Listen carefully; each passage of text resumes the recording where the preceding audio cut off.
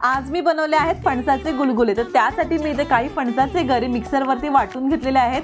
ही जवळपास 1 वाटी प्युरी आहे आणि आता आपण ही एका बाउलमध्ये काढून घेऊयात आणि यात मी घातलेले आहे जवळपास 1 वाटीभर गूळ किंवा गुळाची पावडर।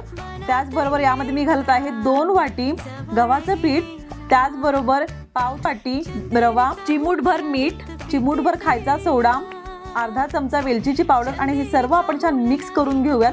त्यानंतर यामध्ये दूध किंवा पाणी घालून जाडसर याचे बॅटर करून घेऊयात आणि हे बॅटर आता आपण 5 ते 10 मिनिटं झाकून ठेवून देऊयात। तर इथे तेल मी कडकडीत तापवून घेतलेलं आहे। त्यामध्ये आता आपण वरील मिश्रणाचे लहान आकाराचे गोळे सोडूयात आणि मध्यम गॅसवरती दोन्ही बाजूनी सोनेरी रंगाचे होईपर्यंत तळून घेऊयात। तर इथे खाण्यासाठी तयार आहेत आपले फणसाचे गुलगुले आणि हे खायला खूपच भारी लागतात। नक्की करून खा।